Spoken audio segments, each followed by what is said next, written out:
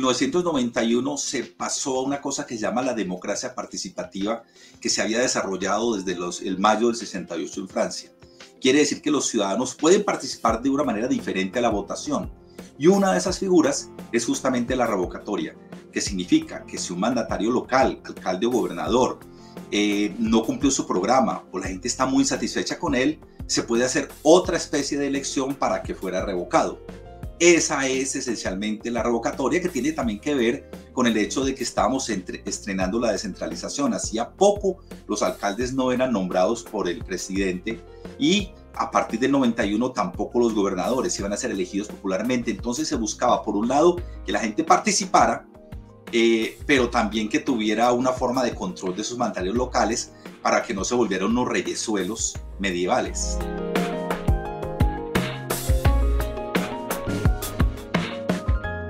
En 1991 se pone esto en la Constitución, pero también hay que hacer una ley para reglamentarlo. Se hizo una ley en el 94, otra ley en el 2015, y se dan como unas reglas. Se dice, primero que todo, hay un plazo. No puede ser al día siguiente que la persona de posesión, tiene que pasar un tiempo, y tampoco puede ser muy cerca de que la persona esté terminando su mandato. Entonces hay unos requisitos, uno tiene que ir a la registraduría, inscribirlo, unos ciudadanos. Después la registraduría pues les pone unos requisitos, ellos deben ir a buscar unas firmas, llevar esas firmas, un estado de cuentas de las elecciones, de la contabilidad de ellos, pues, y el Consejo Nacional Electoral dice si está todo esto bien, y ya se pasa a otro tema que es la audiencia.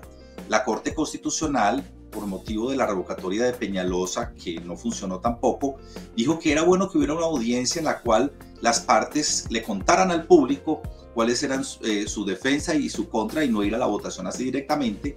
Y después de esa audiencia, entonces ya se puede pasar a una revisada de las cuentas por el Consejo Electoral, a hacer la revocatoria, que por supuesto, como sabemos, se requiere que por lo menos participe el 40% de los que participaron en la primera cuando fue elegido, y que más de la mitad más uno digan que no debe seguir. Ese es el mecanismo. ¿Cuál es el principal problema, digamos, de la revocatoria en términos técnicos? Y es que la gente está motivada para votar porque el Estado les da unos premios, aquí no se los da. Los particulares les dan unos premios que son ilegales también, unos folclóricos, otros no tan folclóricos. Entonces este voto de opinión, la gente no está muy dispuesta a estar en ese tipo de contiendas. De hecho, la mayoría han fracasado, casi todas menos una han fracasado, con excepción de unos controles que hace la Procuraduría y otros organismos para decir que no se vaya a hacer una fiesta en el pueblo al lado, o que no se saque unos decretos de beneficio el día o 2 días antes a la convocatoria. Esas son las cuestiones como de facto. Por eso es muy difícil que funcione. Y el otro gran riesgo, por supuesto, es que se utilice políticamente, pero eso siempre pasa en política. Las revocatorias, pues hay gente muy intencionada que va pensando que sí, que el tipo no debe estar, pero hay otros que perdieron las elecciones y quieren estar en contra.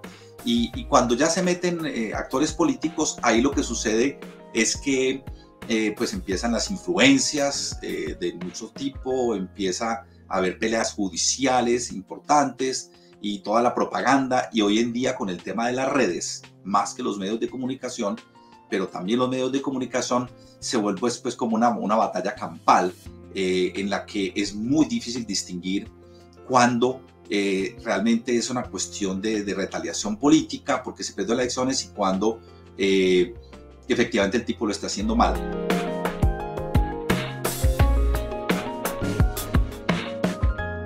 Siempre se ha preguntado cuál debe ser el costo de la democracia. Las elecciones son muy caras, pero hay que hacerlas. También, digamos, lo que llaman las primarias, la democracia cuesta. Entonces, ¿qué cuestiones de la democracia no deben costar o deben ser eliminadas y cuestan mucho? Es muy difícil de decirlo. De todos modos, pues el hecho de que las revocatorias no hayan funcionado, pues la gente piensa que es un mecanismo inútil. Por todo lo que hemos dicho, además de que es un poco contradictorio con el mandato libre, sí resulta fatigante para las instituciones, para los ciudadanos y sobre todo también para las administraciones, porque con las revocatorias pues el mandatario se ocupa en defenderse en vez de ocuparse en gobernar algunas veces. Así que es un criterio que tiene que decidir en un momento dado el constituyente. En nuestro grupo de investigación, el Observatorio de Elecciones y Partidos, hemos dicho, en nuestro último libro lo dijimos, que hay que hacer una reforma política ya, y en esa reforma política considerar si esto se debe mantener o no.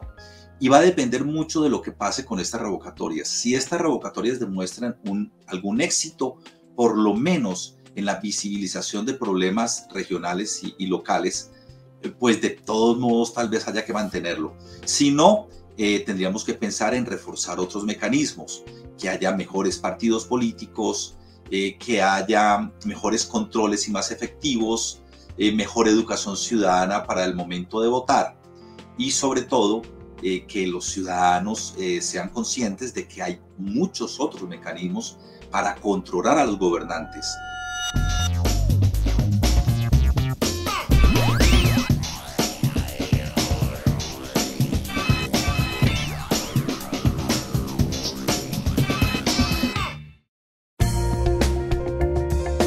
Universidad Nacional de Colombia, proyecto cultural, científico y colectivo de Nación.